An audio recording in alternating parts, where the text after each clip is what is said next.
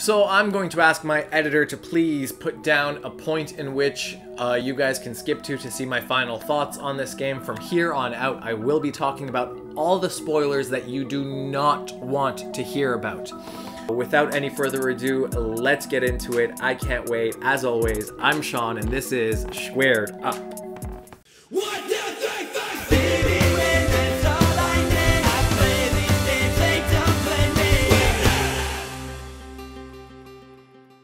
So from here on out, I will be talking about all of the spoilers that I probably should not be talking about. If you have not played this game, change this video. Turn it off right now.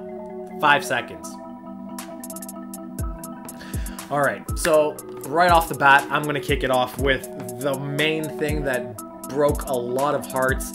Ladies and gentlemen, Joel is dead. Oh!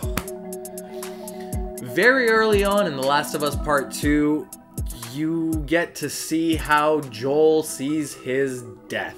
Oh man. Joel's death was absolutely brutal. And I think this is one of the main reasons why this game got so much criticism, so much hate, why all the fans are so upset. Personally, I still love the game, don't get me wrong.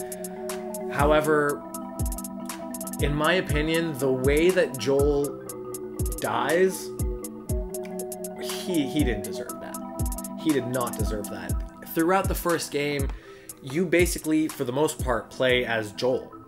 You play as Ellie very limited amount of time you play as Ellie. So throughout that whole game, whatever it was, 30, 40, 50 hours of gameplay, you're playing as Joel. You get connected with Joel. You know, you start to love the guy a little bit. And in this one, he literally, not even 2 hours into the game, he gets his head bashed in, like, ugh. When I was playing through that the first time around, I scared the crap out of my girlfriend. She came running. She's like, "What's going on?" I'm like, "Joel's dead." Like, I was a mess. That was so messed up the way he died.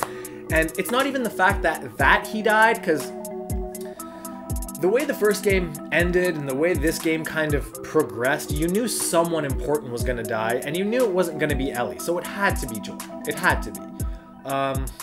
Some people thought Dina might die, some people thought the other people in the game that I'm going to go into, they thought they might die. But I think it's more, people had a problem with the way that Joel died.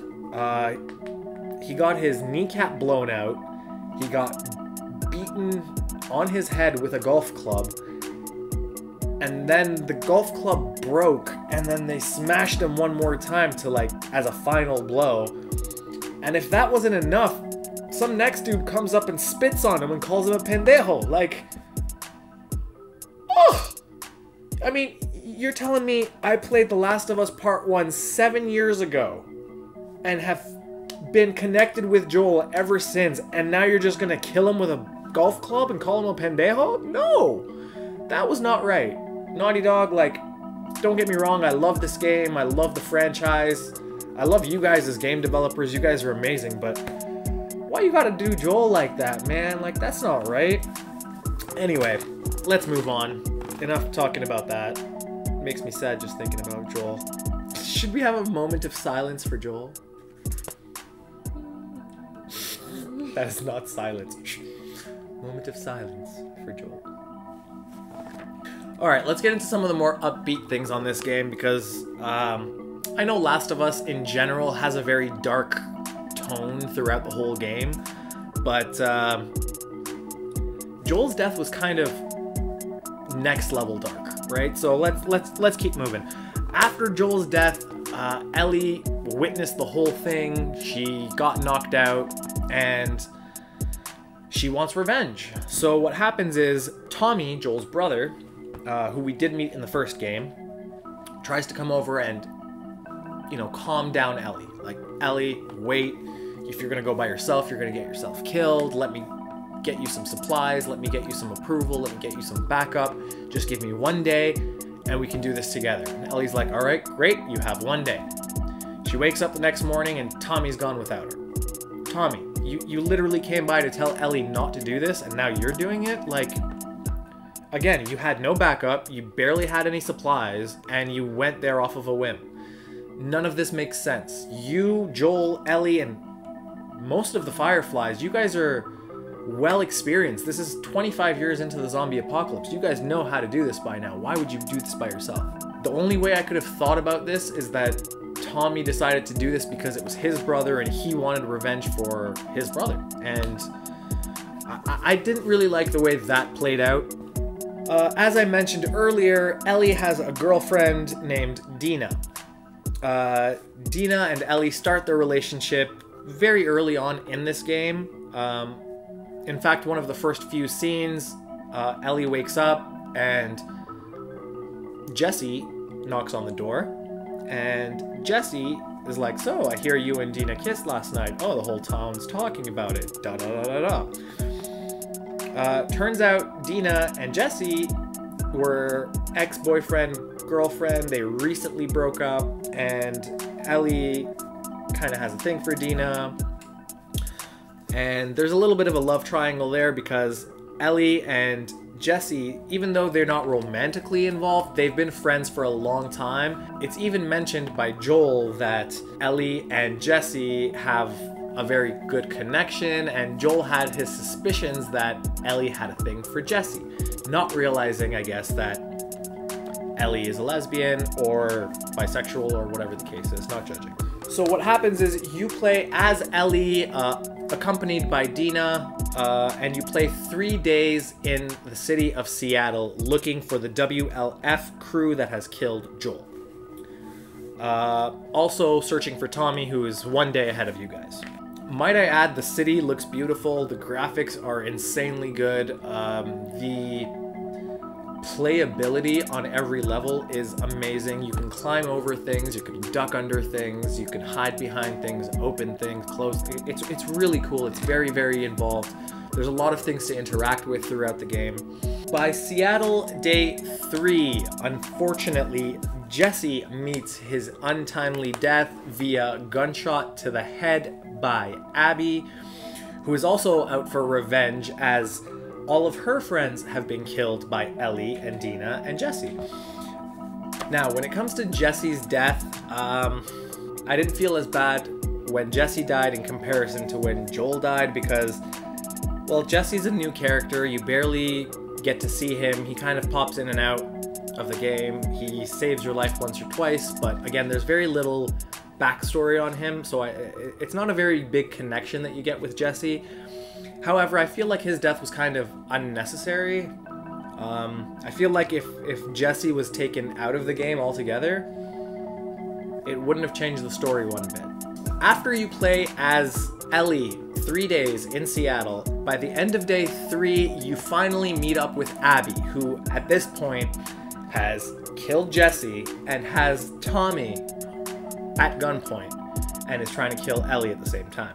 Tommy gets shot and is basically out right now. He's not dead, but he's out. And all you see is a black screen, and next thing you know, you are playing as Abby through Seattle Day 1, Day 2, and Day 3. So in The Last of Us Part 2, there's actually 2 timelines. One where you get to play as Ellie and Dina through Seattle Day 1, 2, and 3. And once you finish Day 3, you go back to Seattle Day 1, but this time you're playing as Abby and the WLF crew. These timelines eventually meet up at the end of Seattle Day 3. You go back and see Abby's story and Abby's life and why she is the way she is. You find out that the doctor that was in charge of curing Ellie and getting a cure out of Ellie in the first game is Abby's father. Now it kind of explains why she wanted to get revenge on Joel, why she killed Joel the way she killed Joel, why her crew was trying to find Joel in the first place, because everyone in that crew with Abby and the WLFs had lost someone because of Joel in that hospital at St. Mary's 7 real years ago, 5 game years ago. I know that's awkward, sorry. But all those years ago, that's what happened, and that's why Joel was the target in this one. That's why he had to meet his untimely death. So we've talked about the new game mechanics. We've also talked about the spoilers. If you've skipped ahead to this point, welcome back. We are now going to be talking about the game score that I am going to give it, and I'm going to give you guys a rundown of how I'm going to score it before I start scoring it. So I have 5 categories, each one rated from 1 to 10. First category being the story of the game. The second factor would be the gameplay and new game mechanics. The third will be graphics and how well the game looks visually. The fourth factor will be how much fun the game was and how replayable it is. And last but not least, the last factor will be a price. The price is going to be a tricky one to judge because I understand that most games that come out, especially from big companies like Naughty Dog, they're priced pretty high. They're roughly, I live in Canada, so Canadian pricing, a brand new game usually goes for about $90, which is pretty pricey. But the way I'm going to be rating the price is not just the price itself, but how much work has gone into the game and whether the amount of work that has gone into the game is worth the game's price point. So as I mentioned, 5 factors of rating, each one rated 1 to 10, minimum score of 5, maximum score of 50. In my personal opinion, anything higher than a 45 rating is an A+ game that you definitely need to have in your collection. So without any further ado, let's get to it. The Last of Us Part 2 story, that one's simple. 10 out of 10. No question about it. I know people are mad about certain parts of the game. You'll know that if you watched the spoiler section. But again, I'm not taking into account the first game during this rating. So this I'm going to be counting as a standalone game. And the story, the way this game went on its own, was fantastic. The surprise that comes in about 2-3 hours in sets the tone for the rest of the game, and you set off on your journey to do your mission. And when it comes to gameplay, this is one of the few places where I had to dock the game just a little bit. For gameplay, I give it a 9 out of 10. The reason I give it a 9 out of 10 as opposed to a 10 out of 10 is there's parts in the game where you kind of get lost, you're not exactly sure what to do, and it's not very obvious what you're supposed to do. For example, there's parts in the game where you'll have to take a rope and throw it over something and then use that rope as a swing or whatever the case is to get to the next part. I found myself struggling with some of those parts, not always, but sometimes I ended up in that same part of the level for 15 to 20 minutes before I finally figured out, oh, okay, this is what I have to do, right? Or there was parts of the game where it wasn't obvious that you had to climb the ledge to get into this room, where there's another room that's next to you that you can climb a rope and get into, but that's not the room you're supposed to be in. You actually have to climb that ledge. There was absolutely no indication that I had to climb that ledge. Until I finally did it, then I get into a cutscene and it's like, oh, okay, that's what I was supposed to do. So, that, and the only other thing I will mention, I mentioned this in the spoilers, but don't worry, this isn't a spoiler. There are dogs in the game. There are, for the most part, enemy dogs. And if you're, say, in the prone position and you're trying to hide, those dogs can still get your scent and sniff you out. I loved that about the game. What I didn't love was the fact that you actually have to kill those dogs to survive. And before the game came out, I heard rumors that Naughty Dog was not going to make you kill dogs to finish this game. Turns out that was a lie. You have to kill these dogs to survive, or else they're just gonna eat your face off. And trust me, they eat your face off. The first dog I ran into, I didn't want to kill him. He's a dog. I have a dog. I don't want to kill my dog. But I just kind of let the dog do his thing, and next thing you know, Ellie's face is getting ripped off. Like, no, that wasn't cool. That wasn't cool. So I took a half point away for the parts where I get lost, and a half point for the murdering of dogs. Aside from the negatives I just mentioned, the positives of the gameplay in The Last of Us Part 2, there's a lot of them. There's a lot to do, there's a lot to collect, there's so many new game mechanics, so many new crafting items, so many new upgrades you can get. Even the enemies you fight, it's very clear where to go and what to do. Aside from those very small parts where you get lost in what you're doing and it's very subtle things that you have to figure out, I thought, aside from those two small negative things, it was perfect. So 9 out of 10 for gameplay. Moving on, when it comes to graphics, I don't think anyone can deny that this game gets a 10 out of 10 for graphics. The game is visually stunning, every part of it. Even if there's nothing to actually see or collect or do in that section, it's still fun walking around and just taking in all the visuals that are around you. For example, the wind blowing and you can see the wind going through the grass.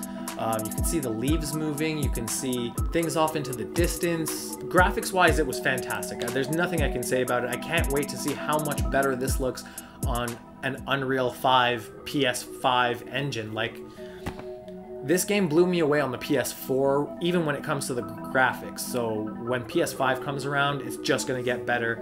Absolutely 10 out of 10. So when it comes to fun factor and replayability, I give this game a 9 out of 10. Not to say that it's not fun or whatever, it definitely was. I had so much fun playing it. I went through all the emotions, as I mentioned earlier. The reason I give this a 9 out of 10 as opposed to a 10 out of 10 was, once you play the game once and you replay it, the game becomes a lot easier because you already know what to do, you already know what's gonna happen, you know all the twists and turns and surprises coming up.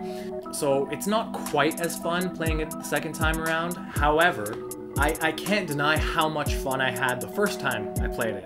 The first time you play this game is by far going to be your best time playing this game. Even though you might struggle, even though you might not know what to do at first, even though you might not know exactly where to go sometimes, none of that matters. The story is so gripping, the gameplay is so good that it literally covers all that up and gives you a nice package of the first game. When you replay it, however, those surprises and spoilers and all those stuff are already ruined for you, so you know what's going to happen. You know where to go. What you can try to do is try to explore different paths of getting to the same place, but at the end of the day, it's still the exact same game. Even though there is a New Game Plus mode, the New Game Plus doesn't add too much to the game. You just kind of get to keep your upgrades and then restart the game. I'm wishing there was a little bit more in the New Game Plus. That probably will come later on with an expansion or some sort of add-on that you can get to the game, kind of like the last one in The Last of Us 1, where they had, I don't remember what the expansion was called, but there was this section where you got to play as Ellie and she met some other girl and they were still kids and stuff. That was pretty cool. I was hoping for something like that in this game. I'm sure that'll come eventually, but until that is announced and comes out, I'm going to give it a 9 out of 10. If they do add an expansion, you better believe this is going to get bumped up to a 10 out of 10. And last but not least, the price point. When it comes to the price point, I understand that the game is more expensive when it comes from a game developer like Naughty Dog. But what I'm basing my score on here is, at the price point the game is at, and the amount of work that has gone into the game, is it all worth it? And I gotta be honest with you, this game could have been $150 as a standalone game. I personally would have thought it was still worth it. The story was way too gripping. The gameplay was amazing. The graphics were stunning. Like, there's nothing bad I can say about this game that would knock this rating down at all. The amount of work that has gone into this game is very clear right off the very first level you play, right off the intro. So as the price point goes, 10 out of 10. So let's add all of those up. We had a 10, a 9, a 10, a 9, and a 10. So, which brings our total score to a 48 out of a possible 50. And as I mentioned earlier, anything higher than a 45 That's an A+ game. You need to have this in your collection. Ladies and gentlemen, one more time, as always, my name is Sean, and you've just been squared up.